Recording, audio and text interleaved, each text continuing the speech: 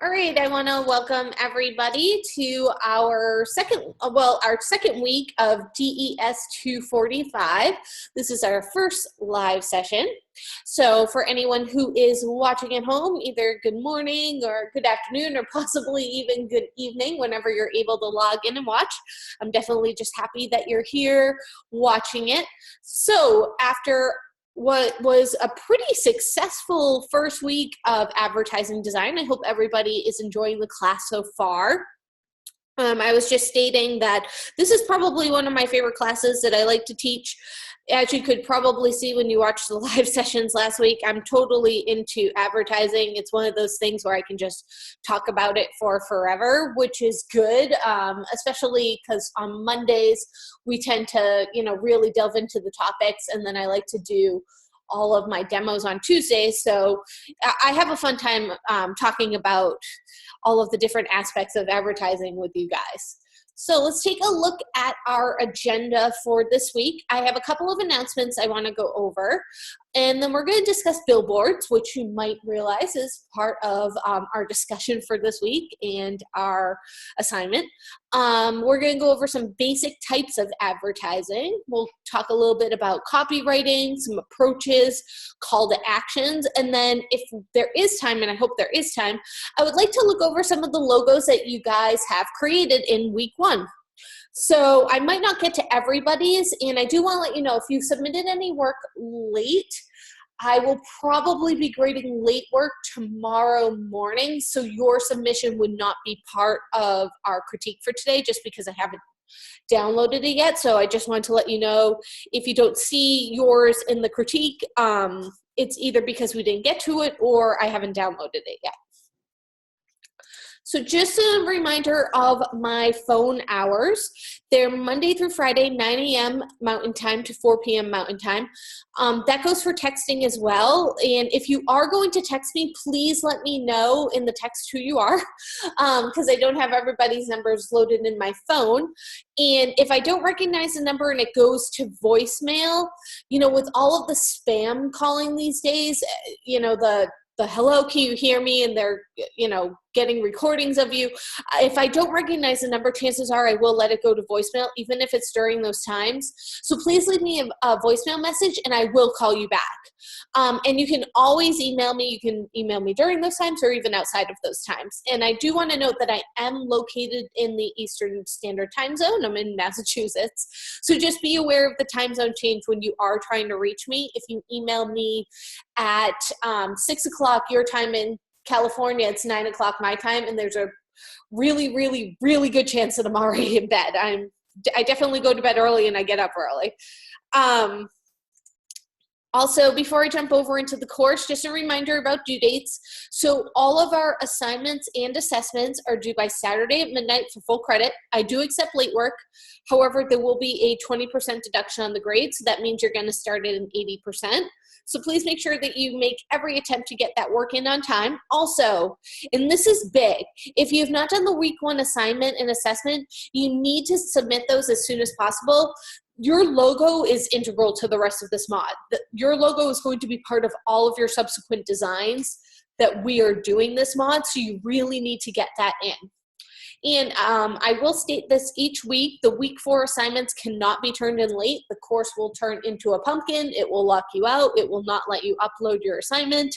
And that will be a whole thing. So please make sure, and I'll kind of go over, some submission policies regarding week 4. In week 4, I'll reiterate that one more time during that week as well, how important it is. And also our original discussion post for this week will be due by Wednesday at midnight. So please respond to 2 of your students' discussions by Saturday as well and post on 2 different days. Also a reminder about our course schedule. The live sessions are Monday and Tuesdays from 10 a.m. to 12 p.m. Mountain Time. This gives you ample time during the week to get those assignments done. And if you do need any outside help, the Student Success Center is open with tutoring available, and there is no appointment necessary. So let's jump over into the course because I did have a couple of announcements that I wanted to go over.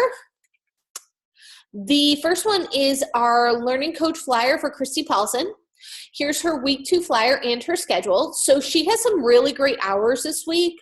She's available from 12 p.m. to 7 p.m. on Wednesday, 4 to 9 p.m. on Thursday, and 12 to 5 p.m. on Friday. And all of the times are Mountain Standard Time. So it's really good that she has late hours because, like I said, I'm on the East Coast. She's Mountain Time. So between the two of us, you're pretty much covered for almost the entire day if you need to get in touch with somebody Wednesday through Friday.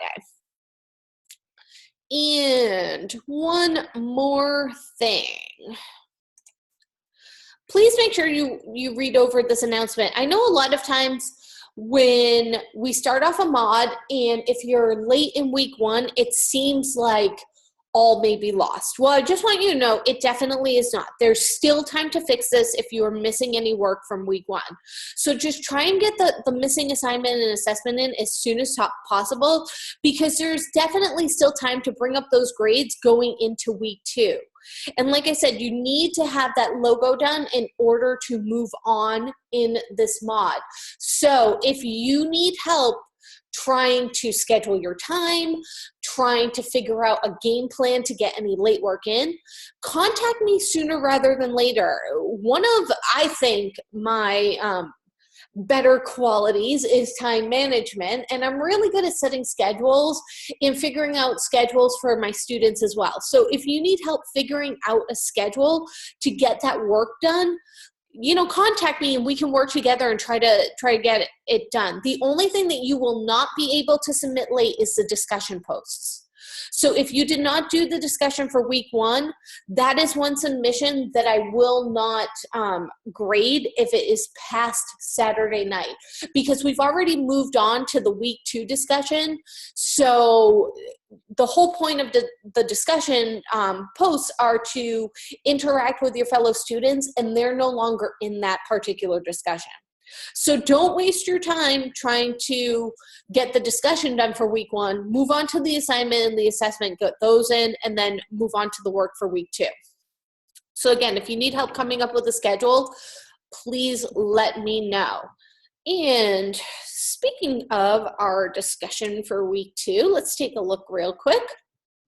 So as you can see in this discussion, you have an article to read, and it's on the 6 rules of billboard advertising. This is a great article. After you read the article, and maybe even before you write up your discussion posts, so like the next time you're in the car, I want you to think about billboards that you see on the road. Answer these 3 questions, like regarding a specific billboard you might see on the road. What stood out to you? Was it the picture on the billboard? Was it maybe the headline on the billboard? Try to figure out what billboards you were able to read as you drove past them on the highway.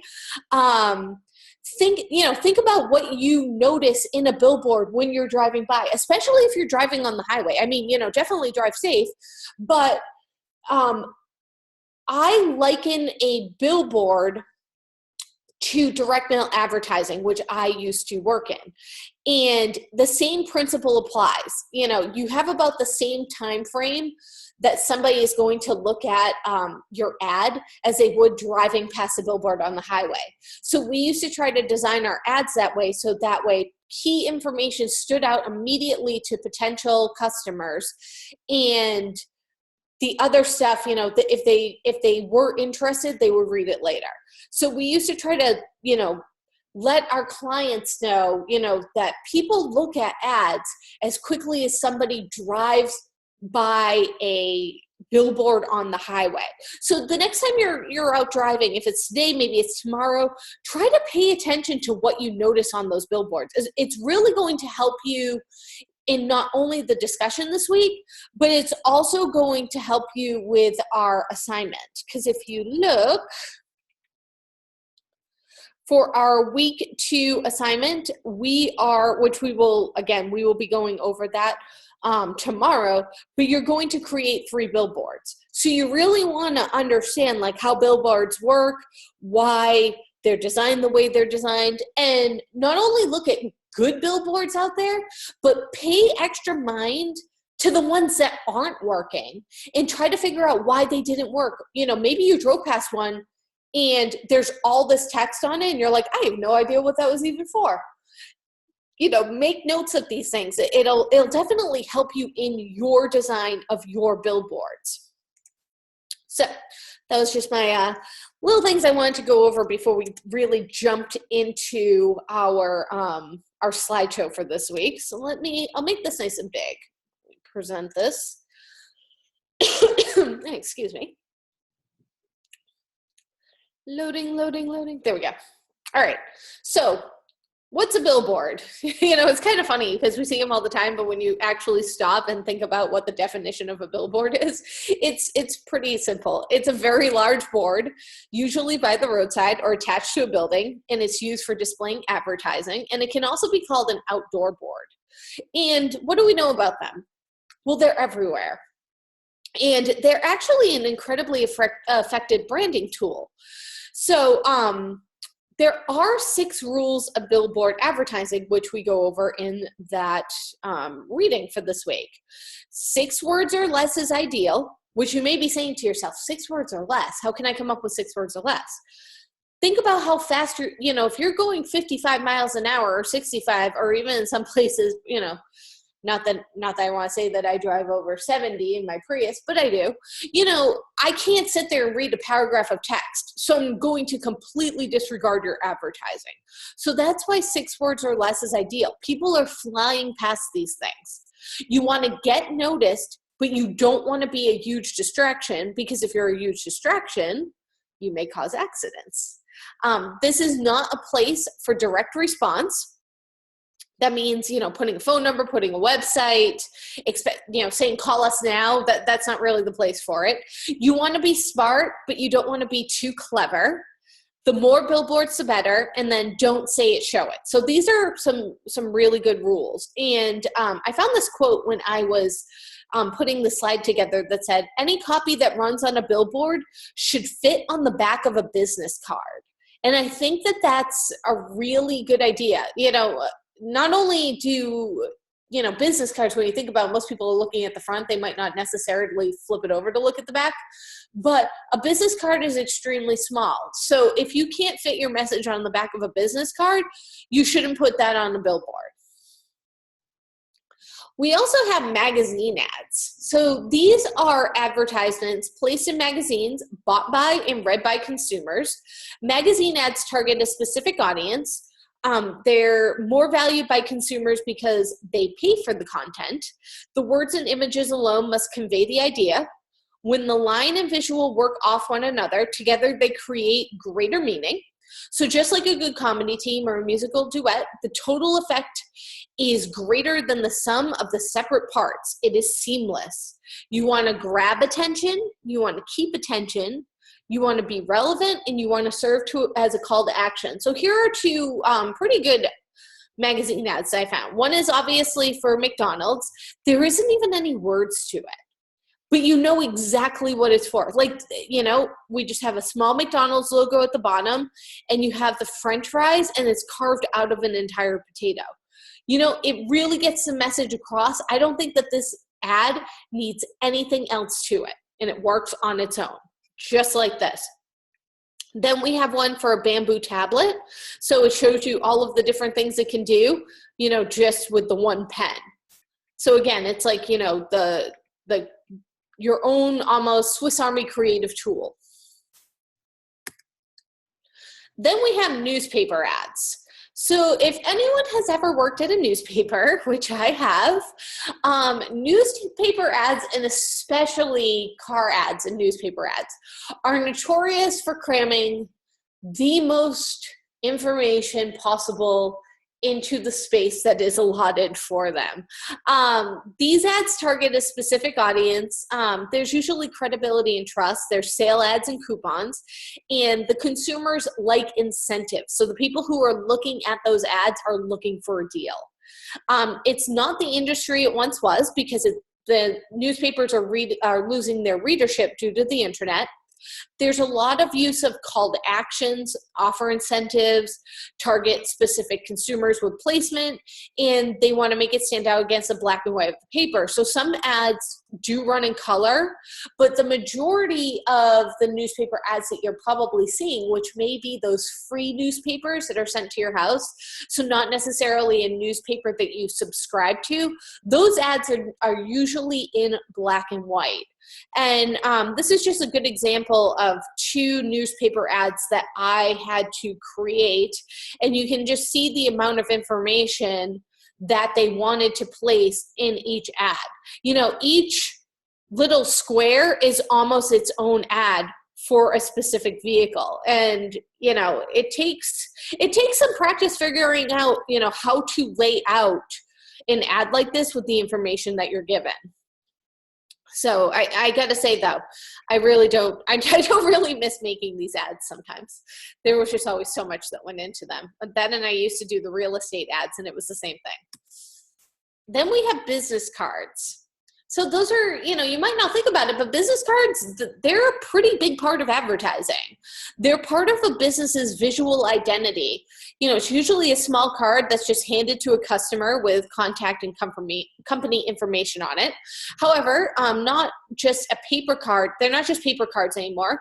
A lot of times they are interactive. So I found an example of an interactive business card where it has their information, but then you can fold the card to create this this chair when you're done. So that's, you know, it's something where if a customer sits there and they interact with your card and they build this chair, chances are good they're not going to lose your card.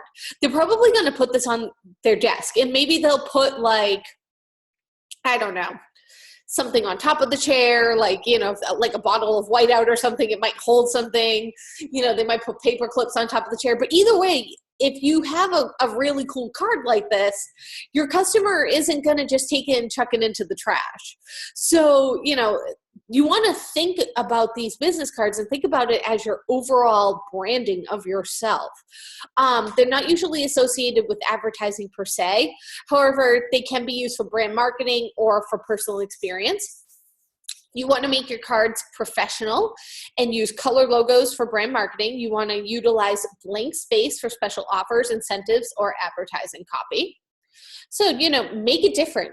Don't just put your name and your phone number. Make it cool. Then we have postcards. These are direct mail advertising pieces sent to consumers via mail. Postcards can be personalized information, They can target specific audiences. They can be timely, so they can be great for call to actions like hurry in or now open. I used to create a lot of postcards for real estate companies, you know, not so much for a specific house that was for sale, unless if it was a multi-million-dollar house where they knew it wasn't going to sell within the next week. But a lot of times just to solicit, you know, business, like, we've sold this house, and this house in your neighborhood. Are you looking for a realtor? A lot of hair salons like to use postcards, and they'll put a nice big picture of, you know, the staff on the front, and on the back, you know, some offers for people to come in to get new clients. You've probably gotten some postcards from dentist office doing the same thing. Dental offices love sending out postcards. So that's how they try to target specific audiences. What they do is they purchase zip codes, and they target a specific zip code to try to get more clients, more customers to come in, because those zip codes are probably within a radius of either the office or the shop or what have you. You want to make them creative and interactive. You want to make it personal. You know, use call to actions, which we're going to discuss what those are later on. And you want to also keep your designs professional.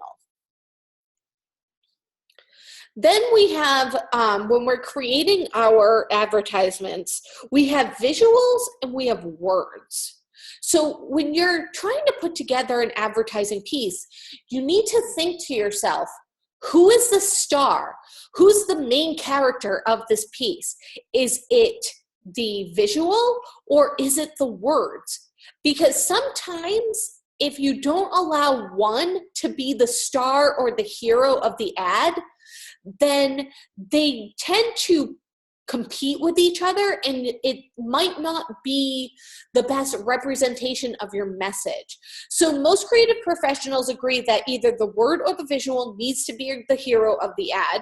This means that the other should take on a supporting role, because if both the visual and the words are competing for attention, then it may cause confusion or even a power overdose.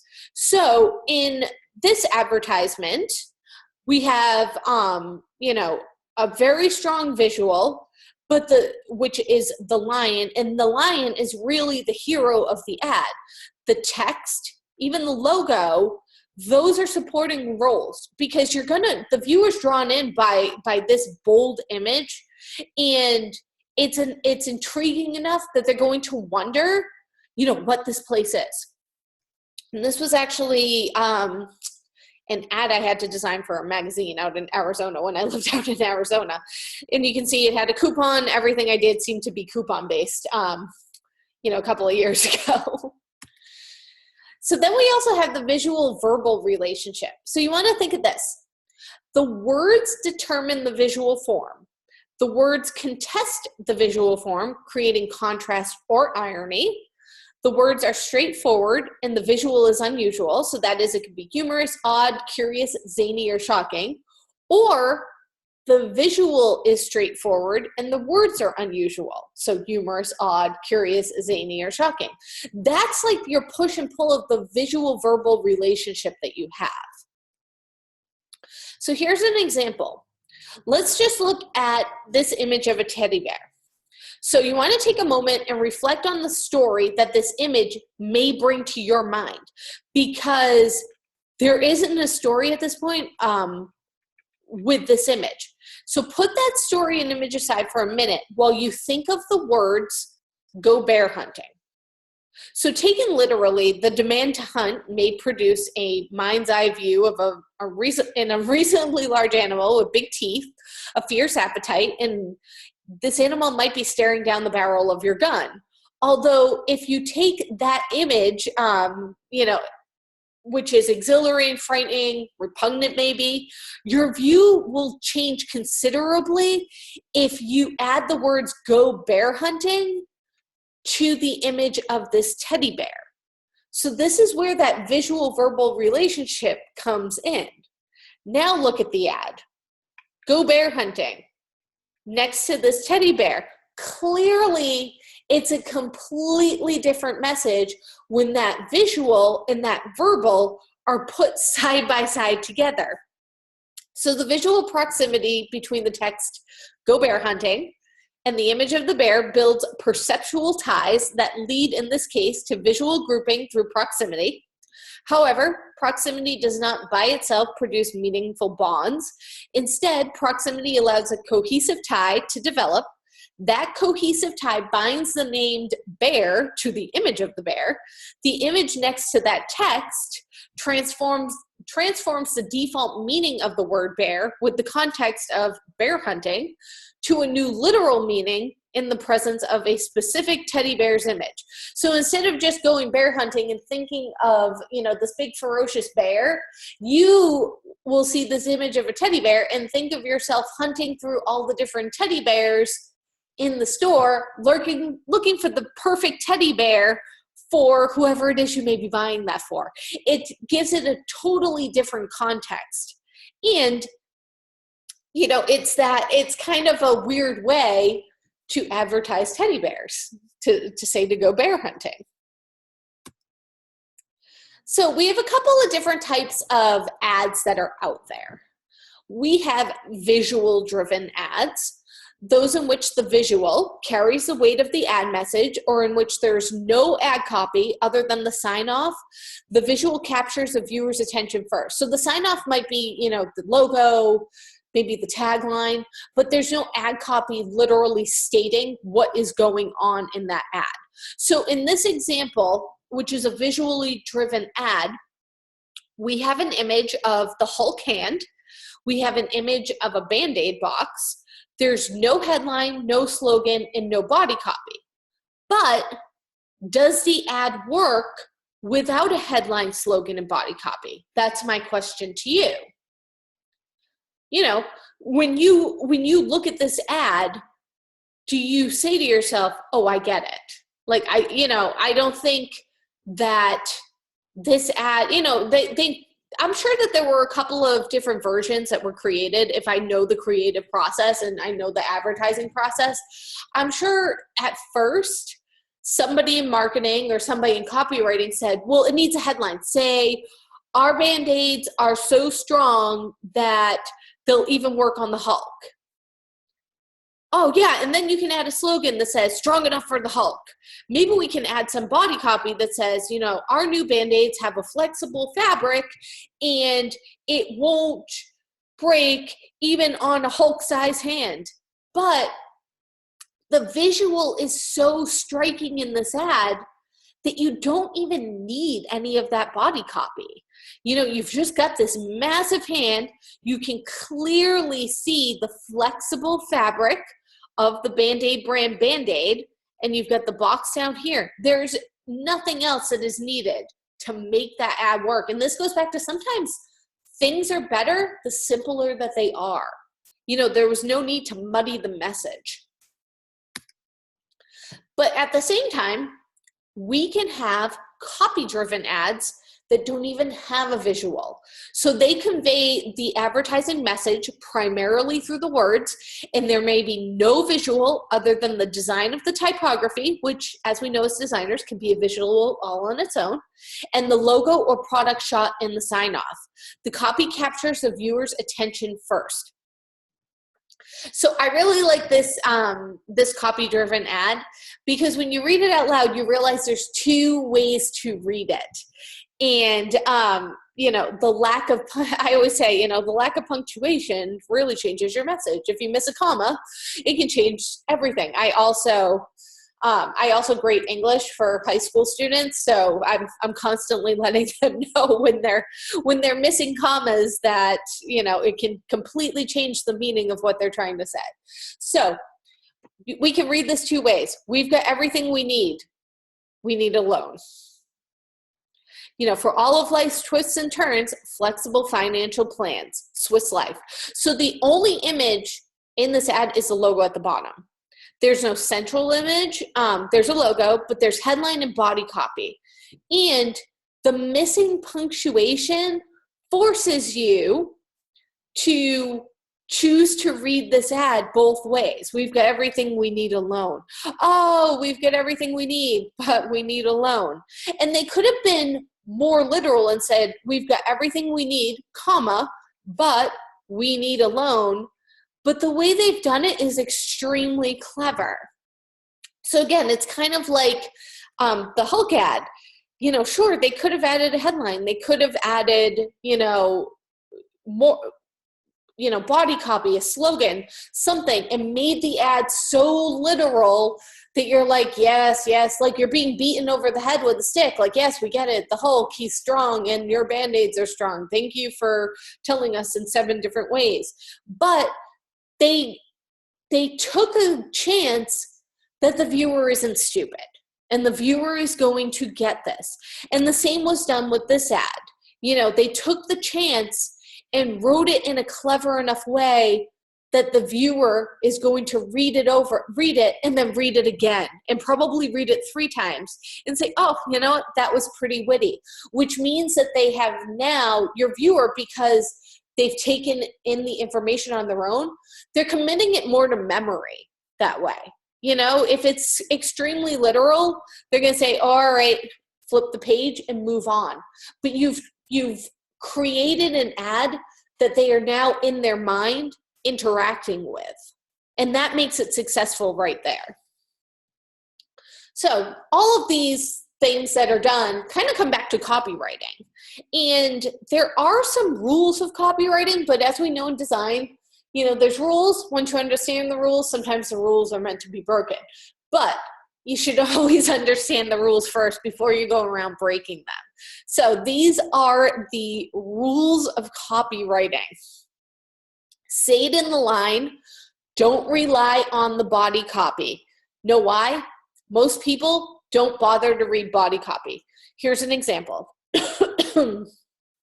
I'm going to go back a couple of slides, even this one. Now, you may have, when I was going over this ad, you probably looked at the lion, you probably looked at Out of Africa Wild Park, you saw that there was a coupon here, but what are the chances that while we were discussing this ad, you read safari tours, shows, hands-on interaction, gift shop, food, your best wild animal adventure, and you looked, oh, all right, tickets are $28 for adults. Oh, wow, they were regular $36 and $16 for kids, and they were regular $20, but I must present the coupon. Chances are pretty good you were looking at the lion and you said, oh, Out of Africa Wildlife Park. Okay, that seems pretty cool. And that's about as far as you got, maybe right here. You probably didn't sit there and read all of the body copy in this ad when we were discussing this ad. Because guess what? Most people don't read the body copy. It's true. And even with this ad, you probably read this line to yourself 3 times. But if I hadn't read you for all of life's twists and turns, flexible financial plans, you knew it was there, but chances are probably good that you didn't even read that. So this goes back to that rule of copywriting. You want to say it in the line.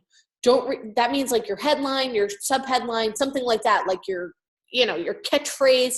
You don't want to bother with putting in pertinent information in the body copy for them to find.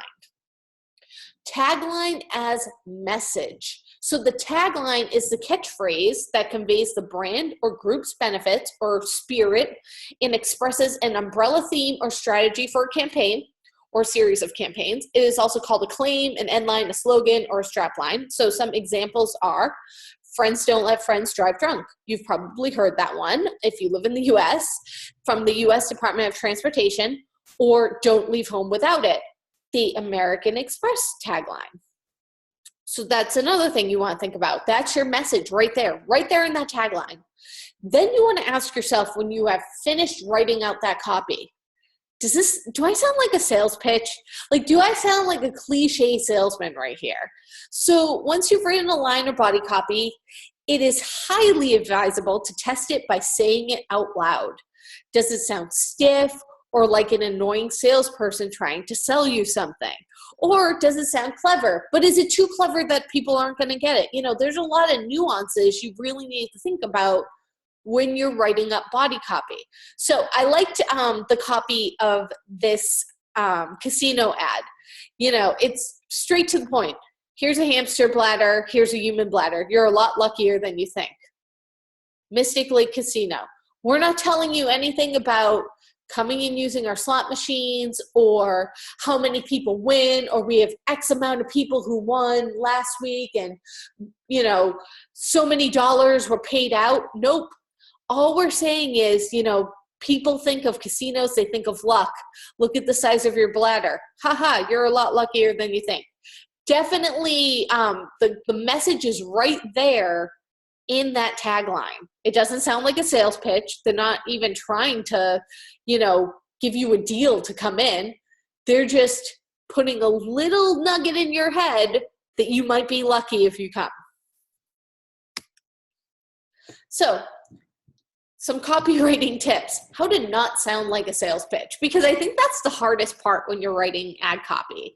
And one part of my job that I've never, ever, ever, ever enjoyed as a graphic designer is writing out the ad copy. You know what? I can design the ad. If you give me ad copy and it needs work, I'm really good at giving you suggestions, but sometimes just putting that pencil to paper and coming up with ad copy, that's one of the harder parts. I've never done copywriting as a job, and I mean, maybe if that was the only part of the job and I didn't have to design the ad afterwards, I would be good at it. But I think I definitely rather enjoy designing with ad copy I'm given. So I have a hard time with that. So I can definitely empathize with people who also have difficulty writing out some ad copy, because a lot of times we do tend to get too literal and then we sound like we're making a sales pitch. So you want to be authentic. You know, consumers are very wary of offers that are too good to be true. You want to use verbs instead of adjectives. So Brian is an intelligent, hardworking, and insightful young man versus Brian founded a successful advertising company, created a popular blog, and leads a talented team of designers. The second sentence sounds better and in a roundabout way sells Brian without, literally selling Brian. You want to touch a reader's emotional core. You want to set a tone of mood. You also always want to be aware of your demographic. And if you can, and if you're good at it, use humor. So when it comes to touching a reader's emotional core, let's take a look at this ad right here. It's for a digital SLR camera, the Pentax K100D.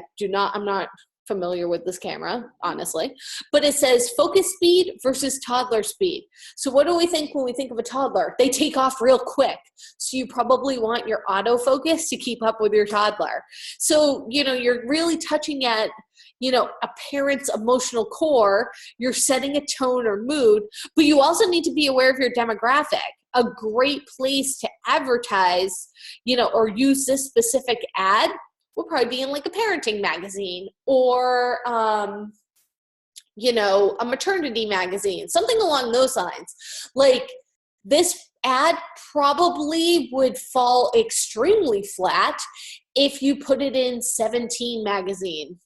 The 17-year-old would be like, thanks, I'm not really all set with keeping up with the toddler at 16, but okay.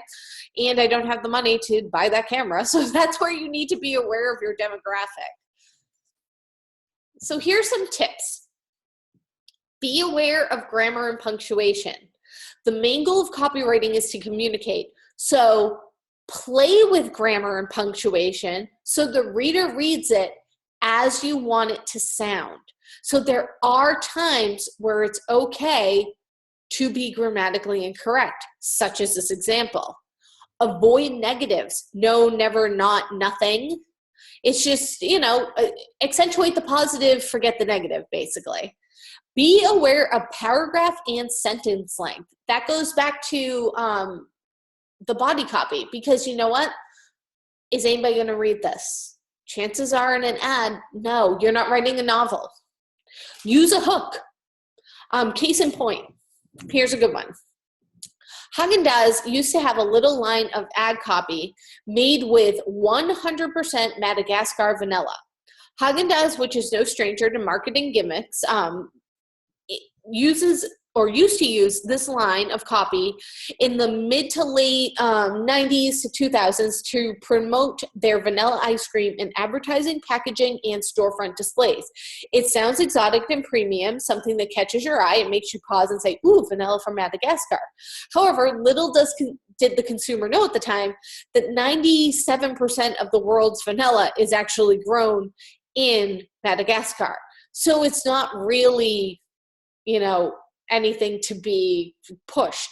And they stopped using that tagline, because they were called out on that. And I tried to do a Google image search for an ad online that still showed the made with 100% Madagascar vanilla, and I actually couldn't find it. So, they've done a pretty good job of scrubbing their websites of old images that showed those old advertisements. I don't know if there might have been I don't know if there was like a lawsuit. People love to sue about these sorts of things, or if something happened where they had to change their advertising, but I couldn't anyways, after probably searching for an hour, find an example of one of their old ads that showed this. So let's talk about some approaches, which are specific frameworks which provide a general sense of how conventional advertising is structured.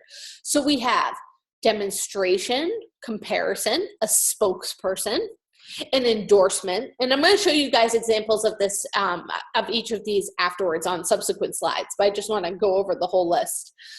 We have testimonial, a problem and a solution, slice of life, storytelling, cartoon, musical, misdirection, adoption, documentary, mockumentary, a montage, animation, consumer-generated creative content, podbusters, entertainment, and then we have gags, stunts, and pranks.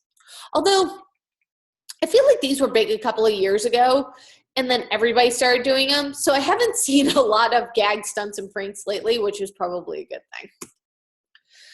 So demonstration. A demonstration is a display of how the product or service works or functions, usually providing evidence or proof of the brand's soundness. It is informational, appealing to our rational mind and practical needs, and rather than our desires, and usually a demonstration emphasizes a functional benefit. So I thought this was a great outdoor advertisement for Windex.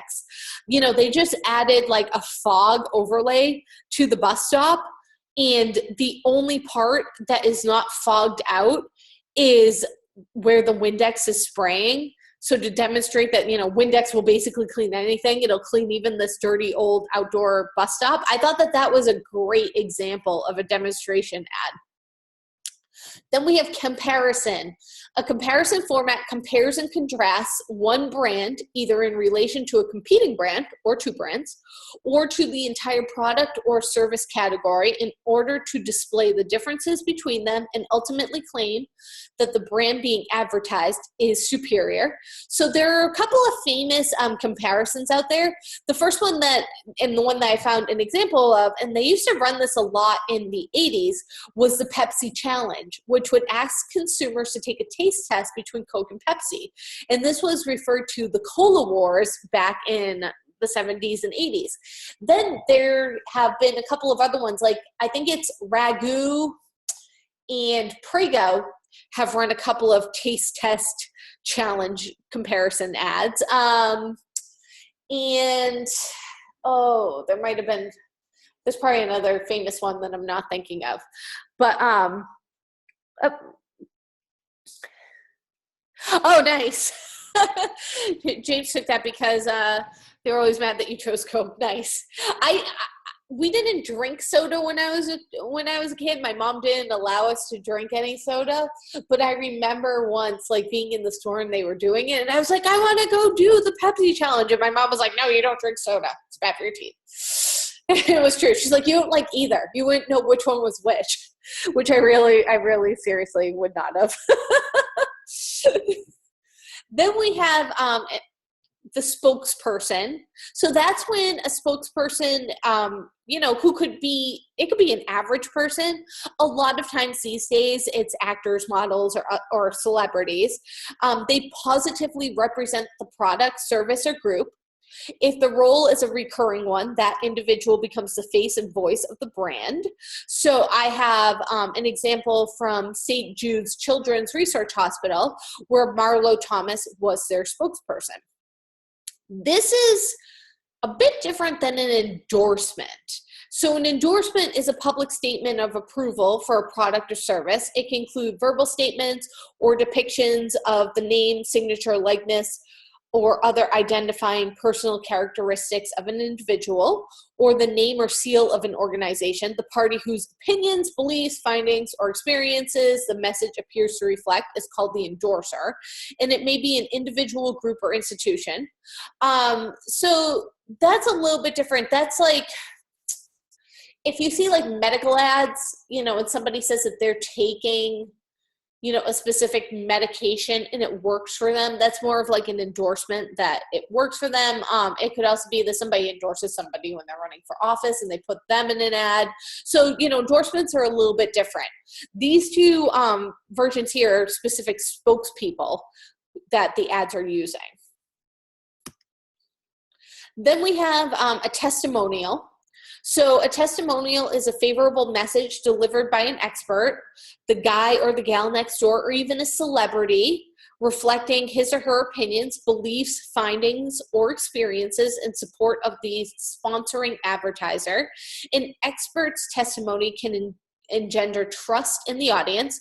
So this is a version of a testimonial ad that I found. It's Katy Perry for Proactive. You've probably seen this ad. Breakthrough artist Katy Perry is one of music's biggest stars with songs that show off her feisty girl power charisma. But Kate has a secret. Yeah, you'd think I would be the most confident person, but the most confident person still has their moments. And a lot of my most insecure moments related to my face and to my acne problems. I had acne right here, next to my mouth. The microphone's here, where everybody's watching. I wanted to just hide. I finally decided I have nothing to lose because So there we go. And, not to play the full ad, but there it is. She has the same problem as you. She's a famous person, but guess what worked for her? Using Proactive. And there she is, during the ad, holding up the bottle of the Proactive, saying that it worked for her. And she's got beautiful, clear skin now in this ad. So that's her testimonial that the product worked. Then you can have a problem solution. So the problem solution approach is sometimes used when the product, service, or group successfully solves an actual problem, like flaking skin, stains, identity theft, cleaning, cyberbullying in one of life's or, the greater community. So here we have, naturally beautiful results for Aveeno, and, maybe the problem is that you have bad skin, but you use Aveeno, and who do they put on the ad but, Jennifer Aniston, who looks great no matter what. So if you use their product, your problem of having bad skin, they are your solution. Then there are a couple of different approaches, such as storytelling.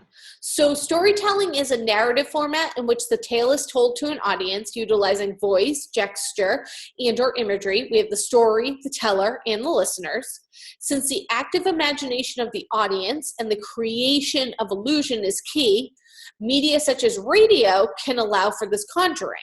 So I have an Oil of Olay ad which uses storytelling as their approach to discuss their product. Laser treatment is one way to target lines and wrinkles below the skin surface, but there is a less drastic approach. New improved Olay Regenerist to help regenerate skin surface at the cellular level. Try new Olay Regenerist. So even though that, this is obviously a TV ad, if you closed your eyes and you listened just to the words being told in that ad, there's a story behind that ad, and you could very well use just the audio of that ad on the radio, and the same point would get across. It used to just be that you had to have laser surgery done. Well, now you can use our product and get the same results, even though we all know you'll definitely not get the same results. But that's their story, and they're sticking to it. But and they basically get through this entire ad in 15 seconds and get their entire point across in this storytelling fashion in 15 seconds. Another example is cartoons. So a cartoon is a single panel pictorial sketch or a sequence of drawings, which is known as the cartoon strip, that tells a very short story or comments on a topical event or theme. In a single panel cartoon, there's cooperative action between the drawing and the caption, but now people are using cartoons that are well known in their ads. So MetLife, for the last couple of years, they have been using the Peanuts gang to help them advertise their brand of insurance, usually the life insurance. And you can see, they've got Snoopy, they've got Charlie Brown right here. Even the color scheme goes along with the Peanuts color scheme. So they are basically touching an emotional response. If you were a kid who read, the cartoons in the newspaper and you are aware of the Peanuts from your childhood, you're going to possibly relate a little bit better to their insurance company, because you reminisce of your days as, you know, a child and remembering reading the Peanuts. Then we have musical. So in an advertising, a musical is a narrative or play that is music-based and where music, singing, or dancing are the main vehicle for telling the story. So I probably don't even need to play this ad because you can probably visualize it in your head. But it's those old iPod commercials where it had the silhouette dancing to the music in the background. I mean, they didn't even really need to you know, tell you what it was. You saw in white the iPod there, and it would just end with the Apple logo. So I'm not even going to play that ad because I actually want to play you this misdirection ad, which cracks me up every time I see it. So the misdirection ads start out one way, and then suddenly they change directions. So thinking of the TV commercial is about one thing. Viewers are surprised by the real message. And these ads can work for a variety of reasons. One is the element of surprise. We're led one way, but are surprised to find ourselves taken somewhere entirely differently. And then there's always a risk that this type of approach, once you've seen the ad, you know the surprise ending, so you won't want to watch it through another time. But this one makes me laugh every single time, so I'm going to play this one for you.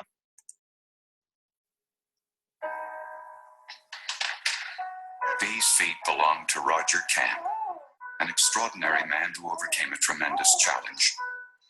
Roger is determined to lead an ordinary life, to perform the everyday tasks that you and I take for granted. So he won't miss a second of FoxSports.com. Whether it's daily insights from John Madden or real-time scores and stats, it's like having the NFL on Fox online. So clearly, when you first see the person, you know, putting the diaper on with their feet, you're like, oh, they probably don't have any arms. And, oh, that's, you know, they've overcome this, everything. And then you just see it's, you know, a guy who doesn't want to, like, stop typing on the internet. And obviously, as you can tell by the computer in the ad, that's a very old ad. It's from 2000. And it would probably not fly today. But it's such a great example of misdirection because if you haven't seen that before, you're like, wait, what? So, you know, it's one of those ones where if it was on TV all the time, you'd be like, oh, I know exactly how this ends. But, you know, it's kind of funny to see every couple of years when I bring this one out of hibernation. So we can have adoption, which means adopting or appropriating another form of visual art, such as fine art, or another form of artistic work, such as a children's book. So this ad right here for Telluride is, you know, the illustrations have like such a children's book feel. So, it's for, I think it's for a ski resort, honestly, the whole ad. And you'd have to read the whole story, which again is one of those things where if the image pulls you in, you may read the story, but if the image doesn't pull you in and it's not successful, chances are good you might flip the page and not read the story and find out about it. Then you have documentary. So documentary is a presentation of facts and information, usually about a social, historical, or political cause. In advertising, a documentary style format is often used for public service advertisements. So a couple of years ago on Facebook, there was the whole thing about the dress, whether the dress was white and gold or black and blue. So in this ad, the dress is clearly white and gold, but it's for domestic violence, the ad. And it says, why is it so hard to see black and blue? And then it goes into a statistic on victims of abuse and how it's no illusion. So they're taking something from pop culture that we probably all saw a couple of years ago and remember, and using it as the message of their cause, and it draws you in and it makes you more aware of their cause than if you just had, you know, a statistic that you're used to, you know, that you've seen a million times, and it might not resonate with you in the same way. At the same time, though, we can have a mockumentary, which is a mock documentary or spoof created or shot in the style of a documentary. So the the whole purpose of the mockumentary is to say that this isn't a commercial. This is real, even though it's clearly a commercial and it's clearly not real. So here is an example of a mockumentary I was able to find. We won't watch the whole thing. Oh, it was definitely the most difficult time of both our lives. Why would you do that? It's just something that I That's all anyone ever does is pick at me. You know what? I'm sorry. Go on, I need pick some 'em up. privacy. David, I need you to take a break. Look, you want some? The colors are extraordinary. I was one of the first people to see David when he was admitted here. I'm the one who found him, and I seen the whole thing happen. My name is David Millwood, and 14 months ago I was struck by a rainbow. And I am now made of Skittles. So you can see how where this is shot like it's a real documentary, but clearly, you know, the guy's now a Skittle man and this is not a documentary. But you can see where it's an effective ad. Oh, this is never really, apparently I don't eat a lot of sugar. I was never really a fan of Skittles either. Had a very boring life. So, but yeah, you know, it's, you know, it's clever. It's definitely, you know, they have to taste the rainbow, be the rainbow. But this was a very clever ad. And it's also like 3.5 minutes long. So, you know, this is something that was clearly made for YouTube for people to go in and watch, you know, on their own. Something that length is not going to run, you know, as a commercial on TV because they would never want to purchase that much airtime to play that commercial. Then we have, I'm not sure if this video is going to work. It looks like I'm getting this video is no longer available, but we have a montage, which is the assembling of various short clips or images into a sequence, usually married by look and feel or theme, music, or voiceover narration. The montage is carefully cut and edited together to create a unique whole. Montage can also be used to illustrate the passage of time, and though many think it tends to fragment spatial unity. Let me see. Oh, no, it's no longer available. Boo. And honestly, I don't remember off the top of my head what I had for the ad there. But you can think in your head what a montage looks like. Then we have animation, which is exactly what you're thinking it is. You know, moving images that consist of a series of drawn, painted, or modeled scenes. In advertising, animation can be thought of as a method or technique for visualizing an idea. So this is an ad for the state of Idaho, which uses all Education animation. is freedom. The freedom to imagine a better life and make it a reality. Unfortunately, the reality for Idaho children is an education system that's holding them back. Right now, nearly a third of Idaho third graders are not reading at grade level. Studies show that students who aren't reading at grade level by 4th grade struggle in school and are more likely to drop out. By 8th grade, less than half our students are proficient in reading and math. To make matters worse, Idaho has the worst go-on rate in the nation. So as you can see, you know, the way the animation is used in here, it's like a lot of stills, but they move throughout the story. You know, it's not your typical just a cartoon. You know, it's really illustrating the points that the ad is trying to make. Then we have consumer-generated creative content. And my example kind of bums me out because Doritos doesn't do this anymore. But it's when a brand or a group sponsors a short film competition or competition for a TV spot to be aired, you know, during the World Series or during the Super Bowl. It's a way to generate enthusiasm among people while acquiring creative solutions for the brand. So Doritos used to do the create your own Super Bowl commercials, and the top 3 were aired during the Super Bowl, and then people would go in and vote for, you know, which one that they liked the most. So it was really interactive because, number one, Doritos did not have to come up with the creative on their own. So it took all of the pressure off of them. Number two, you know, budding filmmakers used to use this as a way to get themselves known, and they would create an ad for Doritos in the hopes that it would be aired. Number 3, you are now driving consumers not only to buy Doritos, but also to your website to vote and see which ones they like the best, because the voting would be for the top 3 to go on to the Super Bowl, and then for which one was the best ad. So, you know, it was kind of twofold. You're just like driving consumers right to your website, and you're getting everybody to interact with your brand. And I'm not quite sure why, but the last Super Bowl, they did not run the Create Your Own Super Bowl ad. It was kind of a bummer because I used to like to see those. They were always, sometimes they were way more clever than the ones that the advertising companies come up with.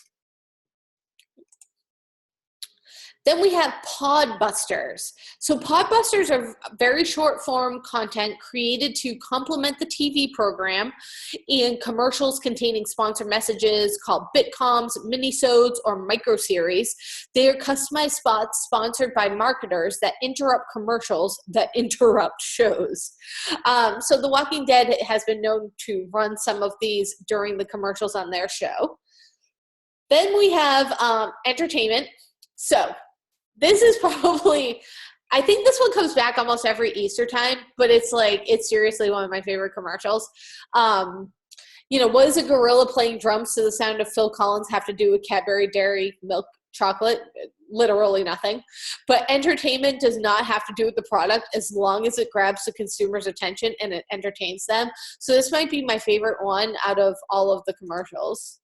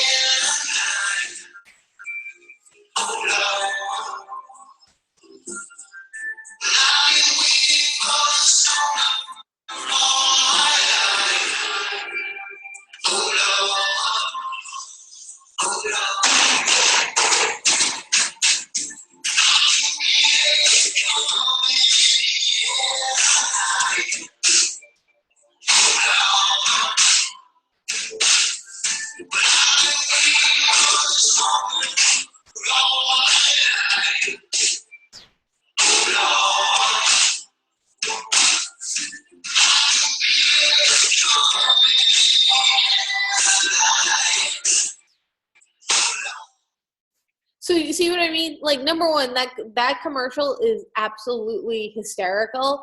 And number two, what does that even have to do with like Cadbury milk chocolate? Nothing. It doesn't matter. But I can almost guarantee you that even if you don't know what the commercial is about, you will watch it till the end to see like what is going on with the gorilla. And then even if you do know what the commercial is about, because it's so funny, you'll probably still watch it to the end. Like, that's one of those commercials where every time it came on, I would never change the channel, basically, because I find it so hysterical. Then we have the gags, stunts, and pranks. So, you know, as Heffernan pointed out, the great subjects of online videos are stunts, pranks, violence, gotchas, virtuosity, upsets, and transformations. 19 online video sharing, microsites, and mobile platforms will continue to spawn their own formats. Some will be much like vaudeville or variety shows with short blasts of entertainment that pull our collective legs and make us happy to watch for the punchlines. And like I was saying, you know, I feel like there were a lot of those gag, stunts, and pranks last couple of years, but they've kind of died out.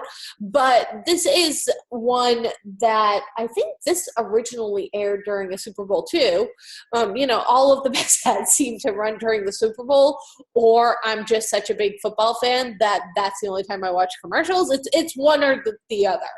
But you probably know which one I'm talking about. It's the Pepsi Jeff Gordon test drive commercial. And I'm not going to play that ad because everybody's like more than familiar with that ad. So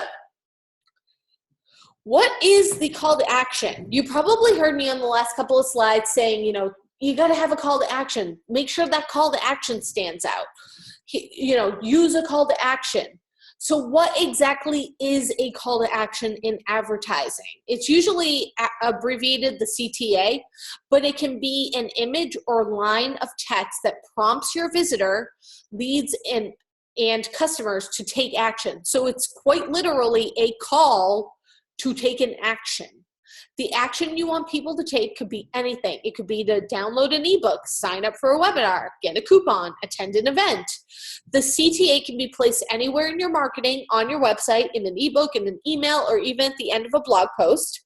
If you're still not sure what they are, you will know them when you see them. So here are some examples of call to actions. Sign up for free, twice on this ad. Share the love, press the button, create your event, add to cart, download now, learn more, sign up today, search now, buy now, download, learn more, apply now, subscribe, order now, download now, sign up today, purchase now, bookmark us. Those are all call to actions. And you've probably seen them a lot on websites, especially if you're trying to decide whether or not you are buying. Yeah, I love MailChimp too. I haven't used it in a while, but it is great if you have to send out email blasts. MailChimp is the way to go. Sign up now. Sign up for free. So there is a checklist for, creating an effective call to action. It should have an eye-catching design. So for someone to click on your call to action, they have to first notice that it exists. This is pretty much the one time you can veer off course from your branding guidelines. Your call to actions colors should actually contrast with your website design, yet also appear large enough to be noticed. If it kind of blends in with everything and blends in to the background, there is a good chance that it will be lost in the shuffle. So you want to make sure that you're standing out. It's a call to action. It should stand out above everything else. Not above everything else, but it should stand out on its own. It should be copy that makes people want to act. It's not enough to say submit and put a submit button as your call to actions copy. You need a concise, jargon-free phrase that uses actionable verbs to catch people's attention. There should also be a clear value proposition. So people should know exactly what will happen when they click on that call to action. And we can go back to this one. So if I click up here on this call to action that says sign up free, it should bring me to a page where I will fill out a form to sign up for MailChimp free. If I click on this one that says share the love, it should automatically share, to either, or ask me where I want to share, on Facebook, on Twitter, on Instagram, wherever, this article that I just read. If I click on create my event, it should probably pull up a form where I can put in my input to create my event. I click on add to cart, it should add that item that I've been looking at to my cart. If I click on download now, it should start a download of whatever it is that I'm looking at on my screen. So, it should, what I think is going to happen should happen when I click on those buttons. And then for the web, a specific page, ideally a landing page, aligned with one stage in the sales cycle, you want to have that. A call to action is most effective if people are taken to a dedicated landing page after clicking it, rather than just some random page on your website. You want them to feel that this page that they're brought to take care of this right now is not always available. It creates, what's the word I'm looking for? I'm losing my vocabulary today. It creates the action. It creates the, oh, it's a Monday. Not the excitement. You know what I mean? I know you guys know what I'm talking about.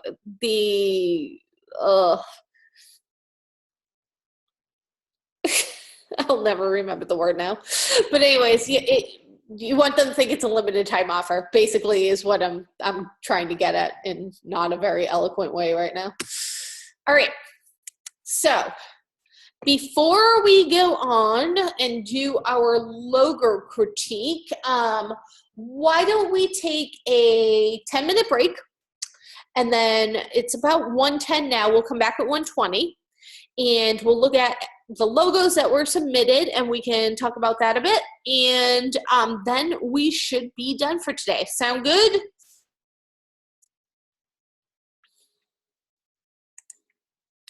So we'll be back at 1:20 my time. 10 minutes.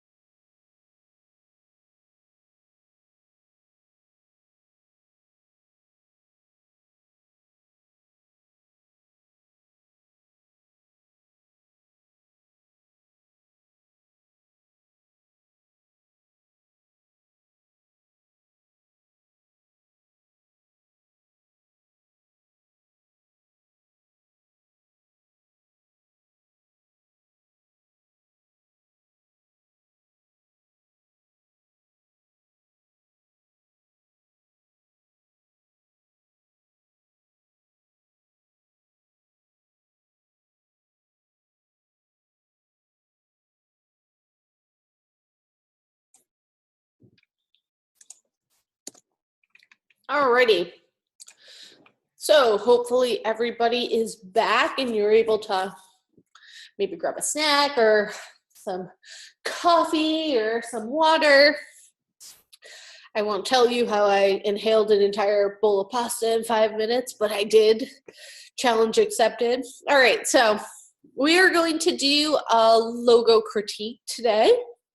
So what I wanted to do was, yeah, exactly. What I wanted to do was just kind of open up and we can take a look at everyone's 3 logos that were submitted. And the easiest way to do this will probably be to just open them up in, let me see if I can do a preview. Oh, this will work. All right, so I'm not gonna name names, but you'll probably know if it's yours. So this one is obviously for Denver, Colorado. We've got 3 good versions here. We've got version 1, version 2, and version 3. Out of the 3, I'm not gonna lie, I really like the first one. I really like the overlaying the mountains into the text. So it's like having an illustration without having an illustration, which I think is creative. This is also going to scale well. You may or may not need the word Colorado with it, honestly. But I leave that choice up to the designer. But I just think, even, there's some really good font choices for these 3, but this one definitely feels like the most finished version of the logo. So if you guys want to comment in the chat, or you can even turn on your microphones. It's really up to you what you want to do. But I would like to, get everyone else's input regarding some of these logos if you want.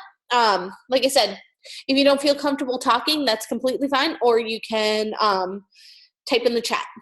It'll be open forum. I love this Denver, Colorado. The 3rd one reminded me of the Broncos as soon as I saw it. Yep, this one is, it is definitely similar to the Broncos, especially with the font. The orange is obviously different, but even like the blue is very similar. So yeah, I can definitely see that. I like the second one too, because the second one actually has 2 different fonts. The Colorado works. Yep. The Denver, I would have liked to have seen, if I was wondering if it can happen, half blue, half, show love for the team, half blue, half orange on the Denver part, maybe. Yep. And even maybe moving the Colorado up and have it kind of wrap around the word Denver might work. Just a couple of things to kind of push it to be more than just text, I think would work for this. Crystal, did you have any thoughts? I agree with you. I really like the first one. Yeah. With the mountains. I mean, I think that's really well done too, so yeah, I think that this probably out of all of them, it's got like a great color scheme. It's got like the 3 colors going on in it. I think that this one was really well done. All right. Let's see the next one. All right, so for this one, it's for Boston. So we have 2, number 1, which is like just the BOS for Boston. Then we have this one. And then we have this one, which is clearly playing off of the Celtics and kind of like the basketball and everything. I personally feel out of the 3, I think this is probably the strongest one. I like how the end is breaking the barrier of the red. I really like that. It's kind of it's almost like it's breaking the mold, And I just feel like this one really stands out to me. I think this one would be too literal for this. It would just feel like it was only for the Celtics. And this one is, that font's a little bit difficult to read, and it's not the full word, so if I'm not sure of the acronym, I might not be sure what city it's actually for. So I'll open it up to you guys for your thoughts. I think the First one is a little bit too abstract. Yes. Yep, I agree. Excuse my coffee. I just like inhaled half my water. I have nothing. And like I said, I really like, I think maybe like working maybe even like a little bit on the spacing. I don't know if the letters should necessarily overlay on this one. So maybe just Maybe if, but I like this breaking the mold of it. maybe if the O's had a little, I hate to say this, but had the cylinders and maybe.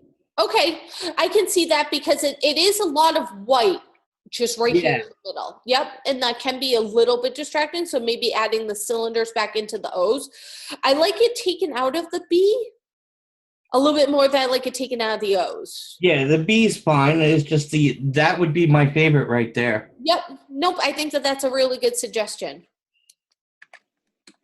All right, let's see the next one. This one is for Jackson Hole. I'm not I know she told me where it was, and I can't remember where it's located. So we've got 3 different versions here. I personally think I have 2 thoughts on which ones I think work best, and they both need a little bit of tweaking, I think, to get them 100% there. I think this version and this version, but with some modifications, work best. I might like to see, again, like whole maybe moved up, more integrated with the word Jackson. It feels like they're too separated right now, so we need to try to get them together because it is one name. So you kind of want to even if it's, the script is kind of starting to wrap around some of these letters, that could work. Maybe bringing the spacing in a bit on this, it's a little bit distracting, but I think if you start to work with this one, it could work. And then the same with this one, but I don't like vertical logos because they're difficult to read and they're difficult to place. So I would flip this, so the word Jackson runs on the top, but I would actually leave whole upside down and maybe turn it into a literal hole underneath the word Jackson. You know what I mean? Like butt that font up and so it's, it kind of looks like the, Jackson hole, like it's a hole underneath the word. Those are my 2 thoughts. On this one, you could actually do the Jackson, and why couldn't you just do like the hole using the O in Jackson? Oh, there you go. Yeah. Kind of, Yep. Join it. Yep. That would work. The third one I like the third one. I don't know where it is. If it's a small town, that could possibly work. Yeah, that's true. I want to Jackson. If it was a small town, quiet town. Oh, it's in Wyoming. Yeah, there you go. So yeah, you're right. That could work, That could work, it's a small town. And then even maybe going, I like this one. This one I like. It works because it's a small town. Okay. I like your reasoning. And that's what I would reflect on that. Okay. Crystal, did you have any thoughts on this one? On the third one, the only thing that I would say is it almost looks like Jackson is 2 words. So I would bring either the sun up just a little bit just so that it looks yep. one word. I like that. Yeah, just so that way it maybe if you start to squish all these, bring this up a bit, just bring it more together, maybe. I can see that. Yep. All right. Thoughts. And we have Chicago, and Chicago. So for these, and, I think that it's like we're almost there, but we need to start really playing with our type more so it doesn't feel like just a font, and that's what's really hard about word type logos where you can't have an illustration is it's hard to know all right, where how far to push this but does it feel still too much like I'm just typing it out?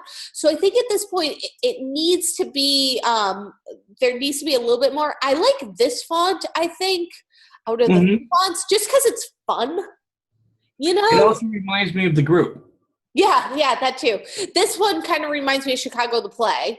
And yeah, you know, I think that this is fun. So I think like pushing it more with this font and seeing, you know, maybe, you know, can you try to connect the letters a little bit so it really feels like it's written out, you know, like it just alter that type enough where it feels like penmanship. That could take care of it. You know, I just think you need to push it a little bit more. Crystal, do you have any thoughts on this one? No, not in this one. Okay. Those are my thoughts on that. Let's move on. Then we have San Diego. So we got two different color versions on this one. San Diego and San Diego. I think out of the three, I think this one for me works the best. Just you got to be careful with those cutouts that you grab like right here in the E, the path. You want to make sure you're deleting that because I can tell it was Pathfinder was probably used to create this. Again, I feel like this, I don't know necessarily if these two fonts work well together. I'm not a big fan, I hate to say it, but I'm not a big fan of BrushScript. And we've got two different versions with BrushScript. And the reason why is, you know, you're trying to make like a shadow here, and it's not really working because BrushScript is just, it's not a very well-drawn font is the problem. And there's a lot of great script fonts out there. So I'd almost say, like, if you're really searching for a script font, you know, use some of those font resources that I gave you because there's so many better script fonts than BrushScript out there. All right, so do you guys have any thoughts on this one, on San Diego? I agree. I like it. I like it a lot. Just used a better font. Yeah. That one I like. Okay. That one's actually my favorite out of the three. Okay. So maybe changing this one from like the brush. A better script font. Yeah, a different script font. Okay. I can agree with that. I do like this part of it. I think it was the BrushScript was throwing me off. Then we have Denver again. So I really like this one with the upside down mountain for the V. I think that that's great. We've got this one where, again, the mountain is, you know, in the D. Also, like, you know, very good use of, I'm not even sure what font this is, but I really like the R at the end. I think that that's great. And then we have this one, which... That one I like. Yeah, I like this too. My suggestion, this is what I told her, was, or him, I don't remember whose this is. I would almost get rid of this bar up here and just keep the mountains maybe down here, because the mountains, it's like, the top is like a visual of a mountain. I don't think that you really need this top bar. I think it might work a little bit better without it. I thought of caves. Oh, all right. I can see that. I was thinking about caves. Colorado does have some awesome caves. Oh, all right. I don't know about the city, but I know they do have awesome spelunking areas. Oh, okay. I didn't think of it as a cave. So I think I'm torn between, because I really just love the simplicity and the color of this one. Like, I'm like, wow, like that just looks like so great. But then this one is so cool too. So and then I'm not even gonna lie, like I almost didn't notice the mountain in this one until I looked at it a couple of times, because my eyes were so drawn to these two. But I think that this is a tough one. There's three, I think, really good choices here to pick from. So I think this one was really well done. I agree. I kind of like the first one. Yeah, like just like the coolness of that blue. Like sometimes the color really makes or breaks something, and I think this is one of those times where that color like really makes or breaks it. All right, next we have Phoenix, one of my old stomping grounds. So we have this one, which is the arrowhead We have this one with the stars, which I really like. I think that this font really embodies Phoenix, honestly. So good font choice. And then we have this one with the Phoenix AZ. I'm torn between these two. For this, I really like the idea of the arrowhead. I think I just want it to be a little bit more literal. Like, even if instead of using the P, like maybe drawing more of an arrowhead or maybe adding some of the arrowhead in, I would probably maybe shrink the the rest of Phoenix a little bit to fit within it, but I do like where this one is going. And then this one just feels like Wild Wild West to me. So I like those two. So thoughts. Crystal, was this yours?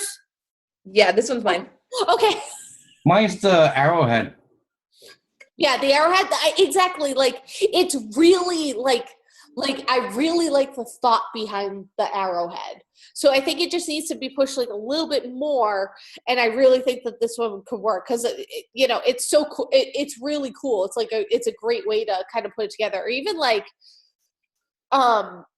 maybe even losing the P or something, like maybe just making this feel like more of an arrowhead and putting all of Phoenix inside of it. I mean, you can't use illustration, but I think that this shape might work. So I would keep pushing this one. I think this one was really good. Yeah, and the second one, I was actually thinking of like a wanted poster. Yeah, exactly. That's what I mean. It feels like the Wild Wild West. For this one, I liked it. I just feel like the Arizona wasn't really necessary, and it just didn't feel as finished as these two. I think these two were much stronger. Good job. All right, then we have another. Denver is very popular this time, so we have another Denver. I like this one. I like the subtlety of like the mountain range going through and just creating the color blocks in the font. And you don't normally see something like this in this thin of a font. So I think this was really well done. And then the Colorado underneath it. Then we have the Denver and then the C and the O, which to me, this felt a little bit like the Cubs logo. Yeah, that's what I was thinking about this Yeah, time. and I'm like, there's something this reminds me of, and it's not Denver. It kind of reminds me of the Chicago Cubs logo. So you got to kind of watch it there. And then this one with the D and the C, it's kind of grungy and cool. But I think out of the three, I mean, this is just my personal opinion, I think that this is hands down the strongest of the three. Yeah, I agree. I think the second one's cool, but I agree that it reminds me too much of the Cubs. Yeah. So yeah, I would I think like this, just like the simplicity of the mountain range going through such a thin font. I think that was so well done. So I really like this one. And even like getting like the bullseye into the O in Colorado, like it all really starts to come together. So I definitely like this one, I think, out of the three.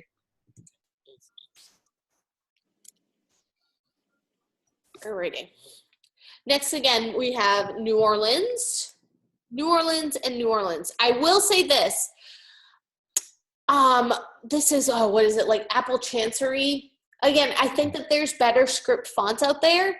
And this font in all caps it can be difficult to read. I think, again, like, it still feels a little bit too much like just a typeface.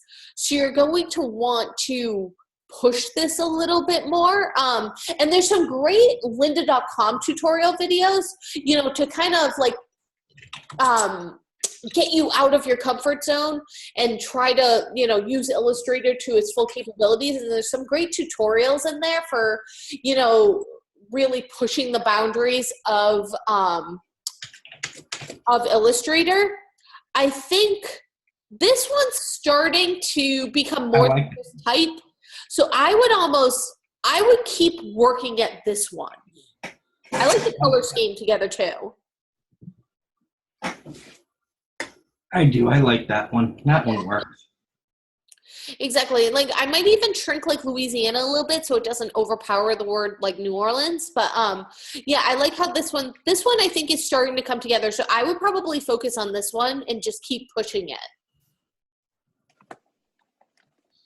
Crystal, did you have any thoughts on this one? No, I think I agree with you guys. Okay. Let's see what else we got. All right, next we have New York City. Even though it's not typed out, we definitely know it's New York City by NYC.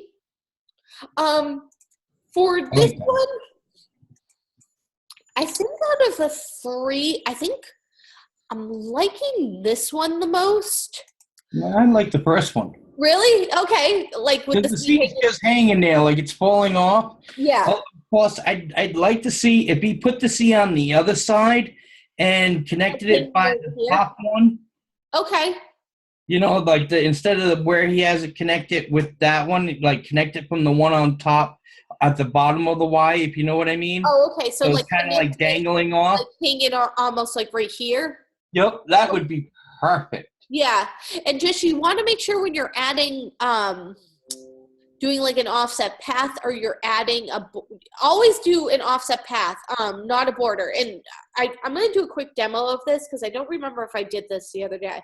But when you're creating a logo, and this just kind of reminded me, if you do something with a border, that border is not going to scale well. And I'll show you really quick on this.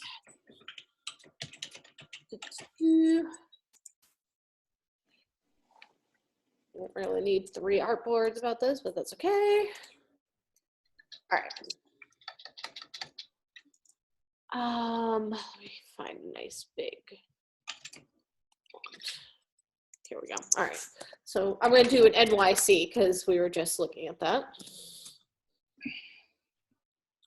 All right, so let's say that I have New York City and I want it to have a red outline. So I'm just going to turn my font to outlines because that's what you should always do when you're creating a logo, because you don't want to leave it as text, because if somebody doesn't have your font and they open up your logo, it's going to completely fall off. So let's say I wanted to have this peach outline, which I really don't feel that fonts need a peach outline. Let's do purple for simplicity. And I'm like, here, I want it to look like this. Okay, so let's say, and I added it just as a border. Let's say that my logo, however, needs to run on a business card. So somebody is obviously going to scale it down to fit on a business card. What happened? My border, because it's still running at 6 points, no matter the size, is completely overrunning the blue background. When I make it small, what about if I need to make it like really big to be on a billboard? See, my border is just getting smaller and smaller and smaller. It doesn't consistently scale with the rest of my logo. So the way I can get around this is with an offset path. So what I'm going to do is take the border off.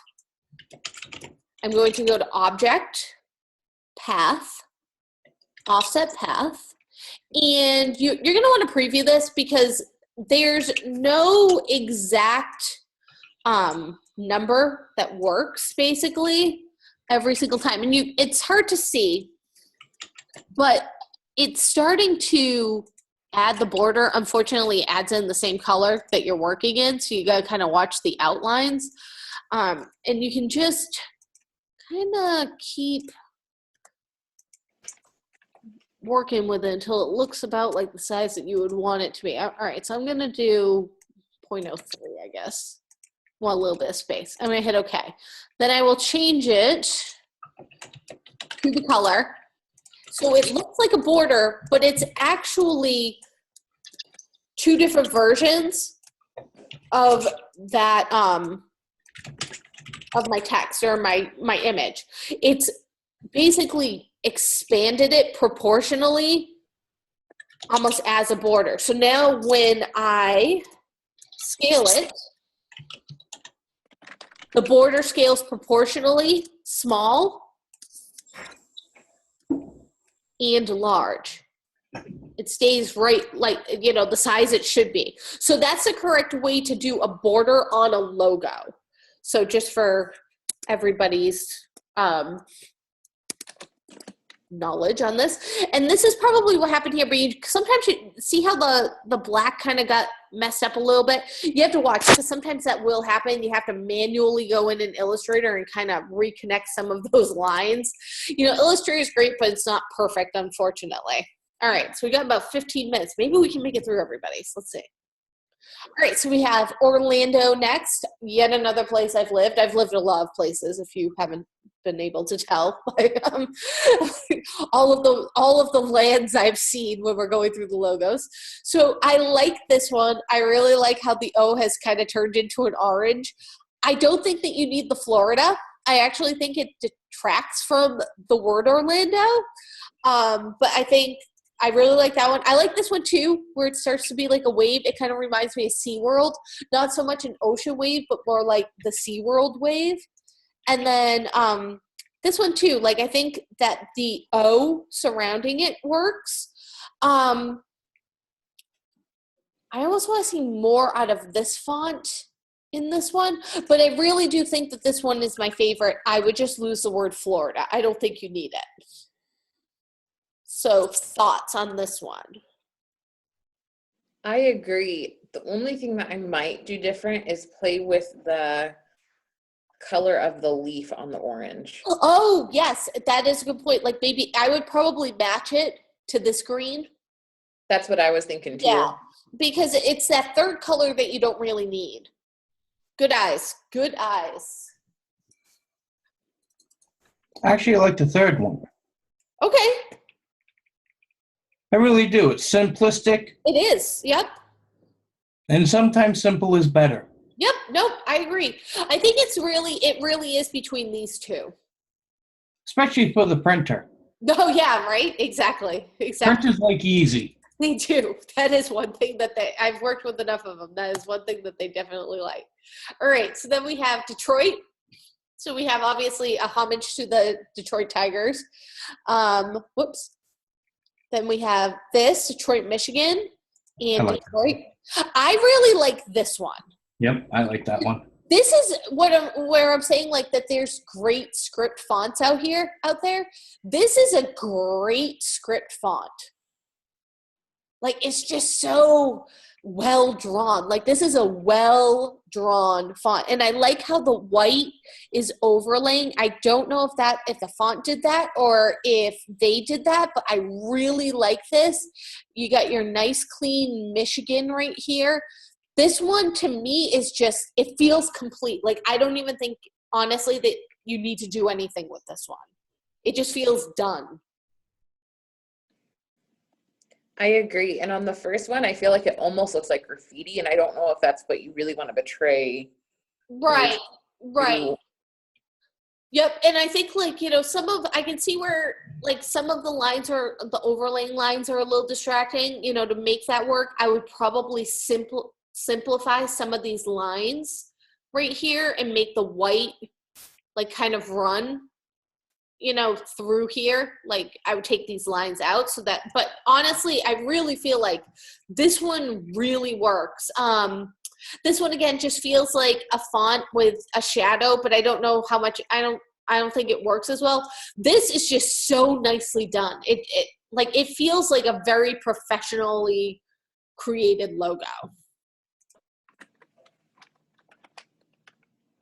All right, let's see what we got next. Next, we have Cleveland, Ohio. So out of the three, and again, I think that this needs to be pushed a little bit more to get it, you know, past like, and I like that the font is named, which I think is a good practice, honestly, like especially if you're trying to remember, like, all right, what font did I use for that? It's really good to actually name what font you've used. But I think, you know, I'm not sure, like, you know, this one feels like it, you know, it's starting to look past just like the regular font, but it also feels like that font choice feels very like old, like Old English, and I don't think, when I think of Cleveland, I don't think of Old English. You know, that's something I would think of, like, there's a town in Massachusetts called Old Sturbridge Village, and this, I think that their font is actually this font, and because it's that Old English feel, but that's not what I think of when I think of Cleveland. So I'm thinking, like, you know, this is a very well drawn font, much better than this. I don't like the spacing that's happening here, and I'm not crazy about the L. So I would start to maybe push this version, you know, just past just being straight up type. So definitely would like to hear you guys' take on that.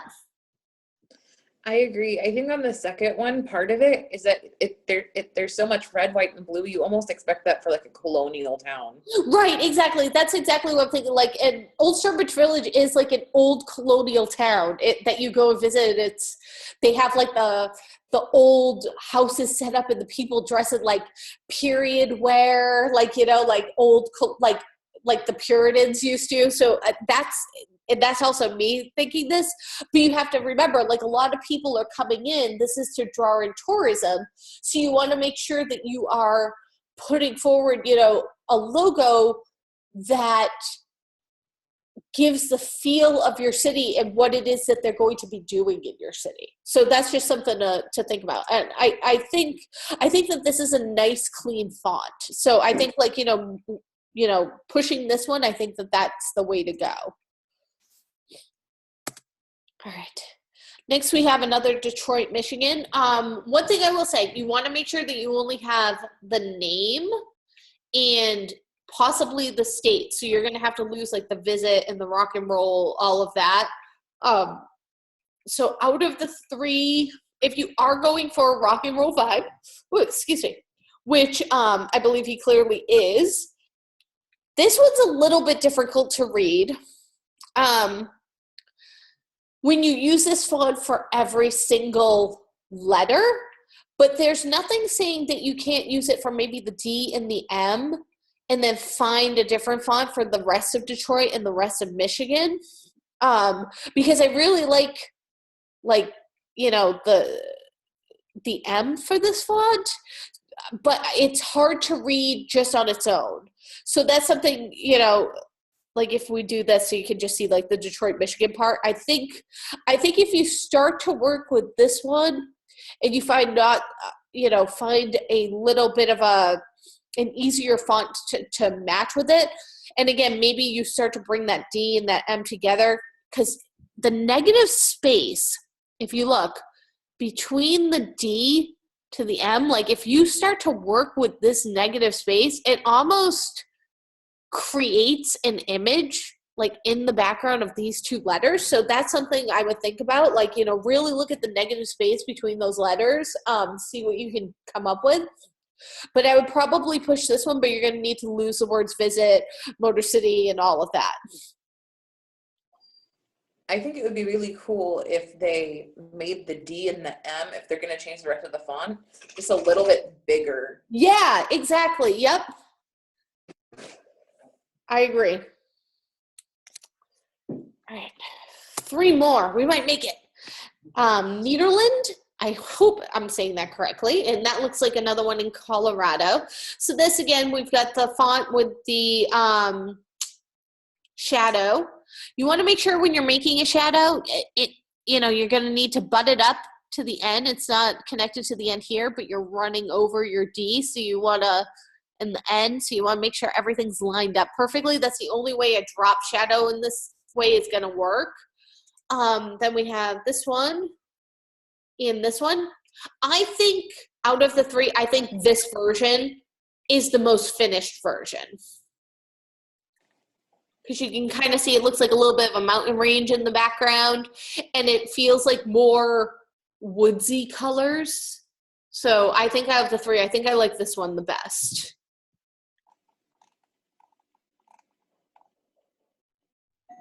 Oh, I'm sorry.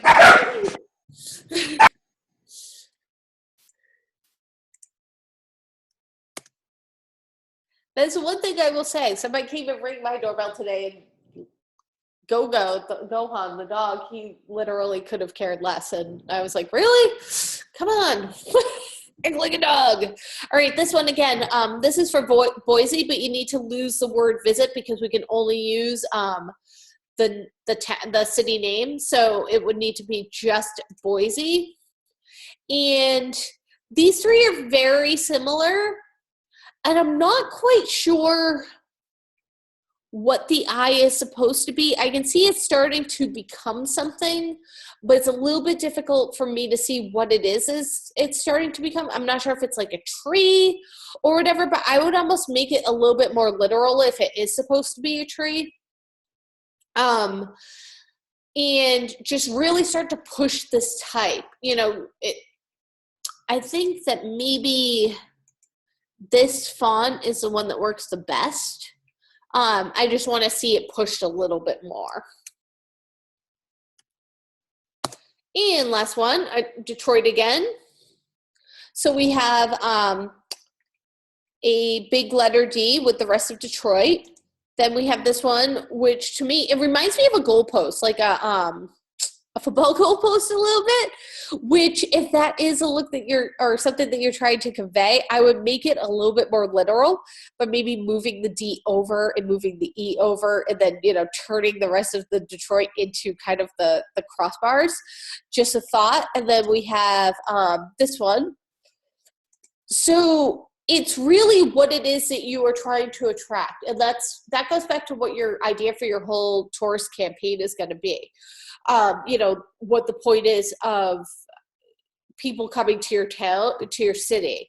So if you are going to be very sports themes, like you could come see like all of our teams, come see this, I think this one might work the best for you. But if you are trying to push, museums and the arts and everything else, this logo might not work. So these are the things that you need to think about when you're kind of reworking some of these logos going into the assignments for week 2. So was that the last one? Nope, and one more. And then we have Hurricane Utah. So this one, again, you want to stay away from drop shadows because the same thing's going to happen. When you scale them, they are not going to scale proportionally. So you should really stay away from anything too stylized in a logo. You got to think of where a logo is going to be used. It might be used in one color on a business card. It might be used on a billboard. It might be used online. It might be used in print. And if this shadow is overlaying, a different background, it might not work correctly. Oh, with a printer, I don't think so. Exactly. Whoa, I'm back to myself. Hold on one second. All right, hopefully that took care of it. I've tried muting myself and unmuting myself. Then we have, I like this version. I think this is my favorite out of the 3. Again, with the drop shadow, I would probably lose it here, and I think that this one would have worked on its own. But I really like this one. Out of the 3, I would say I went over to my speaker by Bluetooth. Yeah, I think that one will work. Oh, yeah. I really like the third one as well. The other 2, that one is a printer's nightmare, and the first one's a printer's nightmare. Okay, all right, good to know. All right, well, somehow we have managed for the first time ever to get through all of the logos. I thought for sure that some people were going to get left out, so I feel great that we made it all the way through in time. All right. So great job. Thank you guys today for lending your thoughts to the critique. I think that was great. I love to do the critiques. I think it's great for people to show their work, get some feedback from their fellow students. So thank you again. Tomorrow, our live session is at the same time, same bat channel, 10 a.m. to 12 p.m. Mountain Time. And we're going to go over our assignment and our assessment for week 2 during that live session. So if you're able to come, that would be great. If not, you can just watch the recording, and sometimes you might even just want to watch the recording even if you come to the live session, try to work along with it. If you happen to have a tablet or a smartphone, you can always download the Zoom app on your tablet and your smartphone. You will notice if you come to the live sessions, I am in here twice. It's because I run the live session also on my iPad, so I can monitor the chat from my iPad and not have to worry about it taking up all the space on my screen. But if you happen to come to the live session and you want to work along with me, you can put the Zoom app on your tablet or your smartphone and you can watch live on that screen while you're able to work along on your laptop. So just a little thought. I have 6 screens, so I just move one over to one. Oh yeah, you're lucky. I'm on my laptop. I have a PC. All right. Well, thank you, everybody. I'm glad you guys were able to come today, and I hope to see you again. I think we had a really successful live session today, and it was a ton of fun. Thank you. All right. Have a great day. You too. Bye-bye. All right. Touch screen.